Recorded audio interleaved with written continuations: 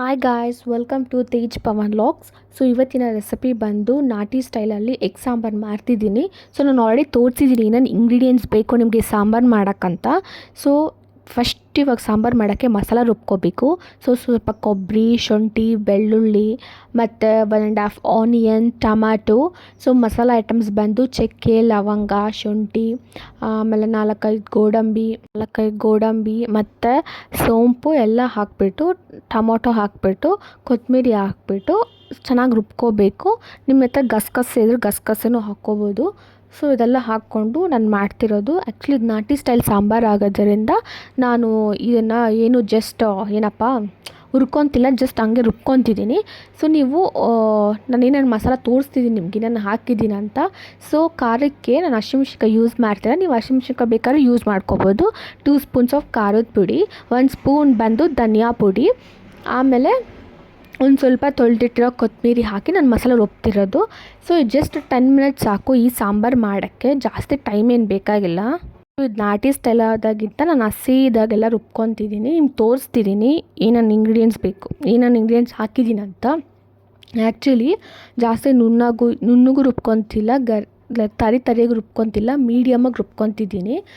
So actually ಇದು egg sambar normal ಮೊಟ್ಟೆ ಹೊಡೆದಿಲ್ದಿರನೂ ಮಾಡ್ತಾರೆ, ಬಟ್ ನಾನು ಹೊಡೆದು ಮಾಡ್ತಿದ್ದೀನಿ. ಸೊ 2 ಟೈಪ್ಸ್ ಆಫ್ ಥರನೂ ಮಾಡ್ತಾರೆ ಇದನ್ನು.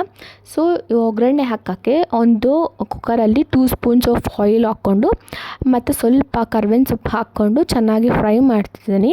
ಆಮೇಲೆ 1.5 ಆನಿಯನ್ನು ತೊಗೊಂಡು ಚೆನ್ನಾಗಿ ಸ್ವಲ್ಪ ಒಂದು 5 ಮಿನಿಟ್ಸ್ ಗೋಲ್ಡಿಶ್ ಕಲರ್ವರೆಗೂ ಚೆನ್ನಾಗಿ 5 ಮಿನಿಟ್ಸ್ ಇದನ್ನು ಆಯಿಲಲ್ಲೇ ಫ್ರೈ ಮಾಡ್ತಿದ್ದೀನಿ. ಫ್ರೈ ಮಾಡಿಬಿಟ್ಟು ನಿಮ್ಗೆ ಆಲ್ರೆಡಿ ಗೊತ್ತು ಹೇಗೆ ಸ್ವಲ್ಪ ಸ್ಮೆಲ್ ಇರುತ್ತೆ. ಚೆನ್ನಾಗಿ ಒಗ್ಗರಣೆ ಹಾಕ್ಕೊಂಡು ಮಸಾಲ ಎಲ್ಲ ಹಸಿ ವಾಸನೆವರೆಗೂ ಹೋಗೋವರೆಗೂ ಚೆನ್ನಾಗಿ ಫ್ರೈ ಮಾಡ್ಕೊಂಡಿಲ್ಲ ಅಂದರೆ ಎಗ್ ಸ್ಮೆಲ್ ಇರುತ್ತೆ. ಸೊ ಚೆನ್ನಾಗಿ ಫ್ರೈ ಮಾಡಿಕೊಂಡ್ರೆ ಎಗ್ ಸ್ಮೆಲ್ಲೆಲ್ಲ ಏನಿರಲ್ಲ.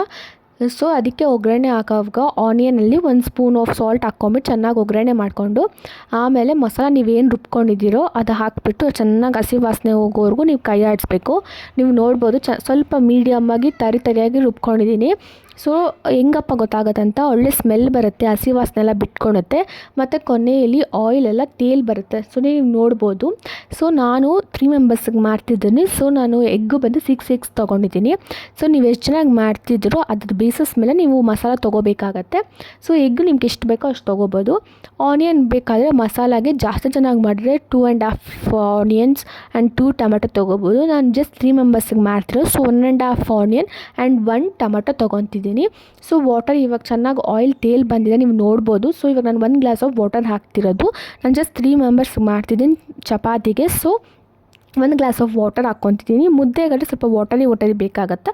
ಸೊ 2 ಗ್ಲಾಸ್ ಆಫ್ ವಾಟರ್ ಹಾಕ್ಕೋಬೋದು, ರೈಸ್ಗೂ ಅಷ್ಟೇ. ಸೊ ನೀವು ತಿಕ್ಕಾಗಿ ಬೇಕಂದರೆ ಸಾಂಬಾರು ಸ್ವಲ್ಪ ವಾಟರ್ ಸ್ವಲ್ಪ ಕಮ್ಮಿ ಹಾಕ್ಕೊಳ್ಳಿ. ಸ್ವಲ್ಪ ಜಾಸ್ತಿ ಬೇಕು ಅಂದರೆ ಸ್ವಲ್ಪ ವಾಟರ್ ಸ್ವಲ್ಪ ಜಾಸ್ತಿ ಹಾಕ್ಕೊಳ್ಳಿ. ಇವಾಗೇ ನೀರು ಹಾಕ್ಕೊಂಡ್ಮೇಲೆ ಉಪ್ಪು ಖಾರ ಎಲ್ಲ ನೋಡ್ಕೊಳ್ಳಿ. ಬಿಕಾಸ್ ಆಮೇಲೆ ಎಗ್ಗೆಲ್ಲ ಹಾಕ್ಮೇಲೆ ಉಪ್ಪು ಖಾರ ಹಾಕಿದ್ರೆ ಸಾಂಬಾರು ಅಷ್ಟೊಂದು ಟೇಸ್ಟ್ ಇರೋಲ್ಲ. ಸೊ ತಿರ್ಗ್ಸೋಕ್ಕೂ ಆಗೋಲ್ಲ ಅಷ್ಟೊಂದು. ಸೊ ಎಗ್ಗೆಲ್ಲ ಬ್ರೇಕ್ ಡೌನ್ ಆಗಿಬಿಡತ್ತೆ, ತಿನ್ನೋಕ್ಕೆ ಅಷ್ಟೊಂದು ಇರೋಲ್ಲ. ಸೊ ನೀವು ನೋಡ್ಬೋದು ಎಗ್ಗೆ ಯಾವಾಗ ಹಾಕಬೇಕಂದ್ರೆ ಚೆನ್ನಾಗಿ ಕುದೀತಾ ಇರೋವಾಗ ಎಗ್ಗು ನೀವು ಹಾಕ್ಬೋದು. ನೀವು ವಿಡಿಯೋಲಿ ನೋಡ್ಬೋದು ಚೆನ್ನಾಗಿ ಕುದೀತಾ ಇರೋವಾಗ ನಾನು ಎಗ್ಗು ಒಂದೇ ಹೊಡೆದು ಹಾಕ್ತಿದ್ದೀನಿ. ಎಗ್ಗು ಹೊಡೆಯೋಗೂ ಅಷ್ಟೇ ನೀವು ನೋಡ್ಕೊಬೇಕು, ತಿರುಗಿಸ್ತೀರಾ.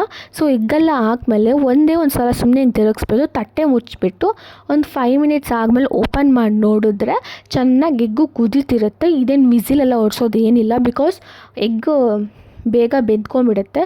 ಸೊ ವಿಸಿಲೆಲ್ಲ ಹಾಕ್ಸೋದೇನು ಬೇಕಾಗಿಲ್ಲ, ಬಿಕಾಸ್ ಫಸ್ಟೇ ಒಗ್ಗರಣೆ ಕೂಡ ಹಾಕ್ಕೊಂಬಿಟ್ಟಿರ್ತೀವಿ.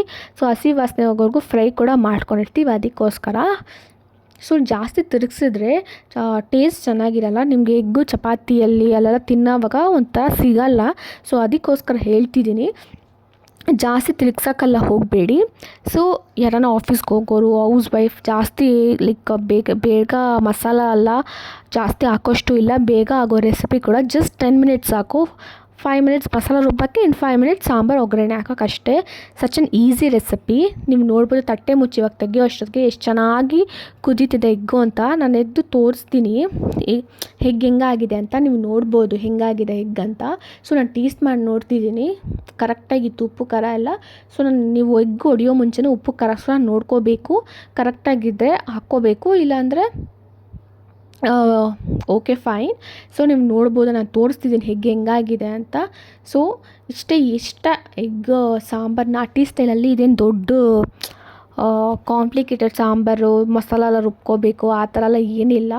ಸೊ ಇದಕ್ಕೆ ವಿಸಿಲ್ ಹೊಡ್ಸೋದು ಏನೂ ಇಲ್ಲ. ನೀವು ಜಸ್ಟ್ ಒಂದು ಕುಕ್ಕರಲ್ಲಿ ಇರುತ್ತೆ ಅಂದರೆ ಕುಕ್ಕರಲ್ಲಿ ಮಾಡ್ಕೊಂಡಿದ್ದೀನಿ. ಪ್ಯಾನಲ್ಲಿ ಬಾಣಲೆಯಲ್ಲಿ ಏನಲ್ಲಿ ಬೇಕಾದರೂ ಮಾಡ್ಕೊಬೋದು ಈ ಸಾಂಬಾರನ್ನ. ಸೊ ನಾನು ನಿಮಗೆ ಸರ್ವ್ ಮಾಡಿ ತೋರಿಸ್ತಿದ್ದೀನಿ ಹೆಂಗಾಗಿದೆ ಸಾಂಬಾರು ಅಂತ. ಸೊ ನಾನು ಚಪಾತಿಗೆ ಮಾಡಿದ್ದಕ್ಕೆ ಸ್ವಲ್ಪ ಗ್ರೇವಿ ಟೈಪಲ್ಲಿ ಮಾಡ್ಕೊಂಡಿದ್ದೀನಿ. ಜಾಸ್ತಿ ಕುದಿಸೋಷ್ಟು ಇಲ್ಲ, ಕುದಿಸ್ರೆ ಎಗ್ ಬ್ರೇಕ್ ಡೌನ್ ಆಗಿ ಅಷ್ಟೊಂದು ಚೆನ್ನಾಗಿರಲ್ಲ. ಸೊ ಒಂದು 5 ಮಿನಿಟ್ಸ್ ಎಗ್ ಹೊಡೆದಾದ್ಮೇಲೆ 5 to 10 ಮಿನಿಟ್ಸ್ ಇದ್ದರೆ ಸಾಕು. So such N easy recipe. So please ನನ್ನ ಚಾನಲ್ನ ಸಬ್ಸ್ಕ್ರೈಬ್ ಮಾಡಿ, ಲೈಕ್ ಮಾಡಿ, ಶೇರ್ ಮಾಡಿ, ಕಮೆಂಟ್ ಮಾಡಿ. ಇದೇ ಥರ ವೀಡಿಯೋಸ್ ನಾನು ನಿಮಗೆ ಅಪ್ಲೋಡ್ ಮಾಡ್ತೀನಿ. ಡೈಲಿ ಲೈಫ್ ಸ್ಟೈಲ್ ಎಲ್ಲ ಥರ ಇರುತ್ತೆ. ಪ್ಲೀಸ್ ನನ್ನ ಚಾನಲ್ನ ಸಬ್ಸ್ಕ್ರೈಬ್ ಮಾಡ್ಕೊಳ್ಳಿ, ತೇಜ್ ಪವನ್ ವ್ಲಾಗ್ಸ್. ಸೊ ಒಂದು ಸಬ್ಸ್ಕ್ರೈಬರ್ ಕೂಡ ನಮಗೆ ಇಂಪಾರ್ಟೆಂಟ್ ಆಗುತ್ತೆ. ಬಾಯ್.